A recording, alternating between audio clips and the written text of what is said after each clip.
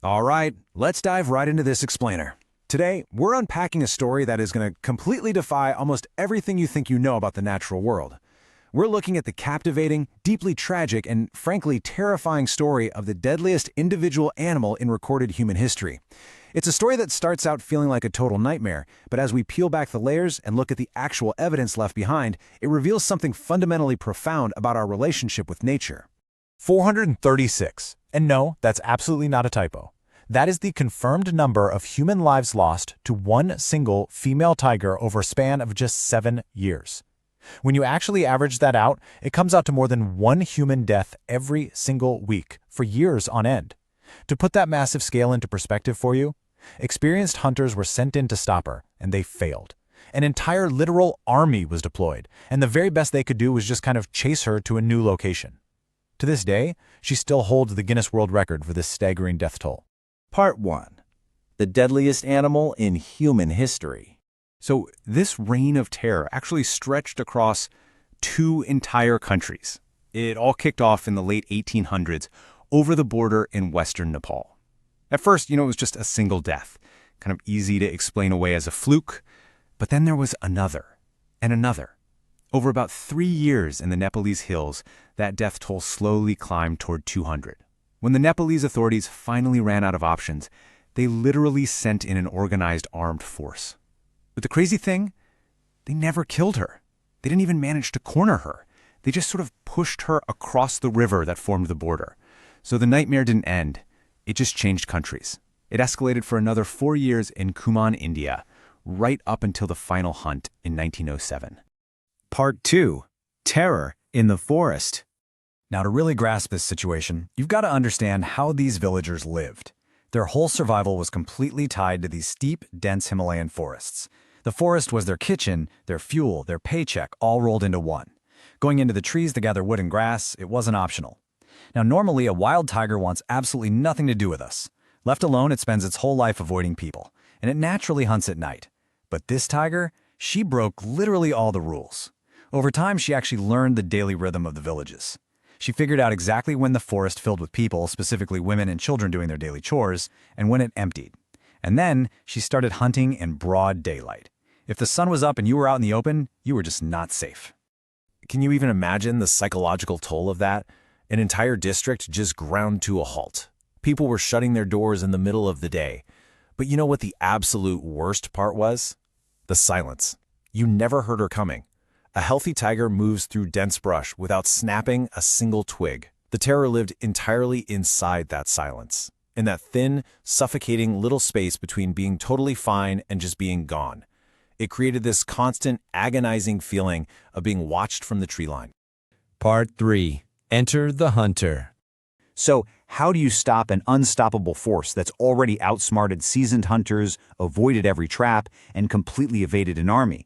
Well, the government offered a massive reward. We're talking more money than most locals would ever see in a lifetime. Then a young local guy named Jim Corbett volunteers. He was just an ordinary man who grew up in these hills, but he had this deep, almost unparalleled understanding of the jungle. And get this, he completely refused the reward money. He just couldn't stand by while his people were dying.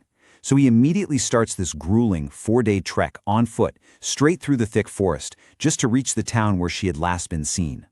When Corbett finally gets there, it's eerie. It's a town full of homes, but nobody is outside. Everyone is sealed indoors, absolutely terrified.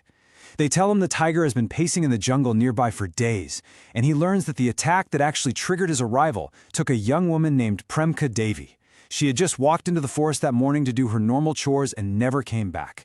Knowing this, Corbett immediately picks up the tiger's trail. Now, tracking a tiger in a dense jungle is basically impossible. So Corbett builds a plan around his only real advantage, the people.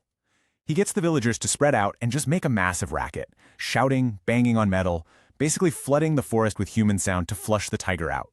Meanwhile, Corbett sets himself up right at the edge of the forest, where the trees break into this open grassland. The whole plan almost falls apart when the villagers start a bit too early, which forces Corbett into this desperate sprint to reach the clearing in time. But just as he catches his breath, the tiger walks right out of the trees exactly where he guessed she would. And with his rifle, he finally ends her 7-year reign of terror.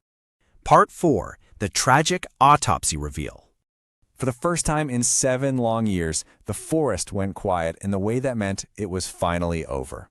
But here's where this explainer takes a major turn, because the real story isn't actually about the hunt itself.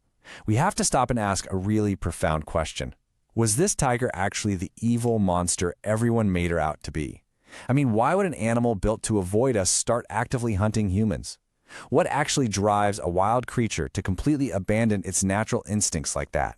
Because when Corbett examined her body, what he found was just heartbreaking. It was the gruesome, true reason behind those 436 lost lives. On one side of her mouth, her long canine teeth were completely destroyed. The upper canine was snapped perfectly in half, and the lower one was shattered all the way down to the bone. And this wasn't some recent injury from the hunt. This was a really old, long-healed wound from years and years before she ever harmed a single person. Someone had shot her.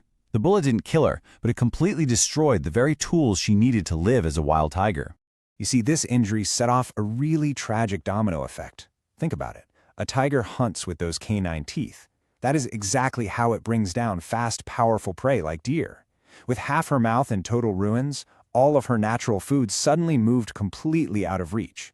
Every wild animal was just too quick or put up way too much of a fight for her shattered jaw. She was starving. She was desperate. And she happened to be surrounded by the one kind of prey that was slow, that couldn't fight back, and that never, ever ran quite fast enough to get away. Us. Part 5. Made wrong, not born wrong. This one discovery completely flips the script on the whole monster narrative. Corbett realizes right then and there that she didn't become a killer because something inside her was just inherently evil. She became a killer because a human being years earlier fired a careless bullet that robbed her of every other possible way to survive. She was literally just trying to avoid starving to death. And as Corbett noted throughout his whole career tracking man-eaters after this, it was almost always a bullet, an old trap wound, or human encroachment that created these desperate situations. They were made wrong by us. And this realization fundamentally changed the entire direction of Corbett's life. While he did still track man-eaters later on to protect local villages when he had to, his heart completely shifted. Over time, he literally set down his rifle, and he picked up a camera instead. He spent his later years relentlessly fighting to protect the very same animals he used to hunt, recognizing that this whole conflict was largely something we created ourselves. And his legacy today is just monumental. Those very same hills that this tragic tiger once haunted, they're protected land now. They make up Jim Corbett National Park, which is actually the first national park India ever created.